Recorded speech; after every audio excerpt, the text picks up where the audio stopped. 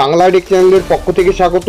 বন্ধুরা, ইতিমধ্যেই একটি গুরুত্বপূর্ণ আপডেট নিয়ে এলাম আপনাদের সামনে। কৃষক বন্ধু প্রকল্পের জেলায় দেওয়া হলো 163 কোটি 6 লক্ষ 41 হাজার চাষি পেয়েছেন টাকা। ইতিমধ্যেই অধিকাংশ চাষির ব্যাঙ্ক অ্যাকাউন্টে টাকা ঢুকে গিয়েছেন, আবার অনেকের টাকা এখনো পর্যন্ত ব্যাঙ্ক অ্যাকাউন্টে ঢোকেনি।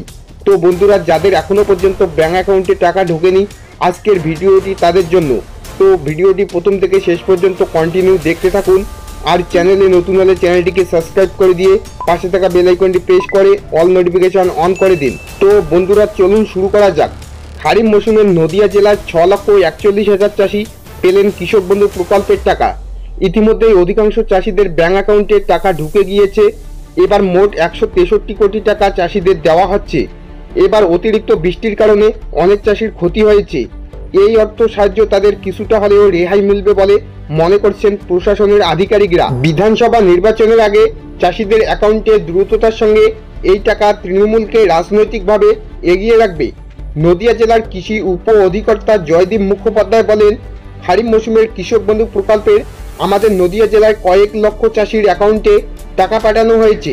কৃষি দপ্তর সূত্রে জানা গিয়েছে, এবছর খারিফ মৌসুমে নদিয়া জেলায় 6 লক্ষ 41 হাজার 694 জন চাষিকে কৃষক বন্ধু প্রকল্পের মোট 163 কোটি 86 লক্ষ টাকা দেওয়া হচ্ছে, যা এখনো পর্যন্ত রেকর্ড বলে মনে করছেন প্রশাসনের আধিকারিকরা। কৃষক বন্ধু প্রকল্পে রাজ্যের কৃষকদের ও বর্গাদারদের বছরে 2টি কিস্তিতে একর প্রতি 10,000 টাকা পর্যন্ত সহায়তা দেওয়া হয়। যাদের কম জমি আছে তাদের 4,000 টাকা পর্যন্ত সহায়তা পান। মূলত ফসলের কোনো ক্ষতি হলে কিংবা চাষের কাজের ব্যবহৃত সার কেনার জন্য সে টাকা ব্যবহার করতে পারেন চাষিরা। 2019 সালে রাজ্যের মুখ্যমন্ত্রী মমতা বন্দ্যোপাধ্যায় কৃষকদের আর্থিক স্বনির্ভরতা ও সামাজিক সুরক্ষার কথা মাথায় রেখে চালু করেছেন কৃষক বন্ধু প্রকল্প। এই প্রকল্পের মাধ্যমে বছরের 2টি কিস্তিতে কৃষকদের ব্যাঙ্ক অ্যাকাউন্টে সরাসরি আর্থিক সহায়তা পাঠানো হয়। খারিফ মৌসুমের টাকা কৃষকদের ব্যাঙ্ক অ্যাকাউন্টে আসে এপ্রিল থেকে সেপ্টেম্বর মাসের মধ্যে। রবি মৌসুমের টাকা দেওয়া হয় অক্টোবর থেকে মার্চ মাসের মধ্যে। প্রকল্পটি চালু হওয়ার পর থেকে আজ পর্যন্ত রাজ্য সরকারের তরফ থেকে মোট 24,083 কোটি টাকা সহায়তা পৌঁছে দেওয়া হয়েছে রাজ্যের লক্ষ লক্ষ কৃষকদের কাছে। রাজ্যের 18 থেকে 60 বছর বয়সী কোনো কৃষকের মৃত্যু হলে তার পরিবারকে সামাজিক সুরক্ষা দেওয়ার জন্য 2 লক্ষ টাকা সহায়তা দেওয়া হয় সরকারের পক্ষ থেকে। 2024-25 অর্থবর্ষে কৃষক বন্ধু প্রকল্পের আওতায় নদিয়া জেলার মৃত চাষিদের পরিবারকে প্রায় 24 কোটি টাকা দিয়েছেন রাজ্য সরকার। মোট 1193 জন চাষিকে সে টাকা দেওয়া হয়েছে।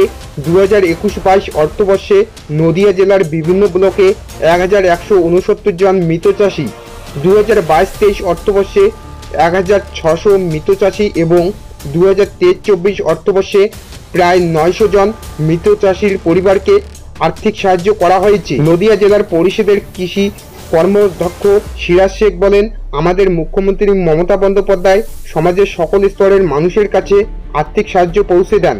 কৃষক বন্ধু তাদের মধ্যে অন্যতম প্রকল্প। এখন চাষিদের জমির বীজ থেকে শুরু করে সার কেনার জন্য কোনো সেভাবে ভাবতে হয় না। রাজ্য সরকারের তরফ থেকে আর্থিক সাহায্য করা হয়। নাকাশিপাড়ার চাষি বিমল দাস বলেন, অতিরিক্ত বৃষ্টির জন্য এবছর ফসলের একটু ক্ষতি হয়েছিল। কৃষক বন্ধুর টাকা আমার অ্যাকাউন্টে ঢুকেছে, খুব উপকার হয়েছে আমাদের। তো বন্ধুরা, কৃষক বন্ধু প্রকল্পের টাকা এখনো পর্যন্ত যাদের ব্যাঙ্ক অ্যাকাউন্টে ঢুকেনি তাদের টাকা কবে ঢুকবে এবং কি কারণে দেরি হচ্ছে, তো চলুন জেনে নেই।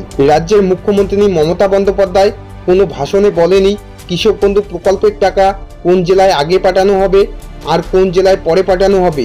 তো বন্ধুরা, এটা বুঝে নিতে হবে কোনো জেলাভিত্তিক টাকা পাঠানো হচ্ছে না, তাই দেরি হচ্ছে। তবে আশা করা যায় কোনো কৃষকেই এই প্রকল্প থেকে বাদ পড়বে না, সবার টাকা আসবে। সূত্র মারফত খবর অনুযায়ী জানা গিয়েছে, জেলাভিত্তিক টাকা দেওয়া হচ্ছে না। কোন কৃষকের টাকা কবে আসবে বলাও যাচ্ছে না। তবে জানা গিয়েছে কৃষক বন্ধু প্রকল্পের টাকা প্রতিদিনই দেওয়া হচ্ছে দুপুর 2টার পর থেকে কোনো না কোনো কৃষকের ব্যাঙ্ক অ্যাকাউন্টে। তো বন্ধুরা, বুঝতেই পারছেন, এই ছিল আজকের লেটেস্ট আপডেট।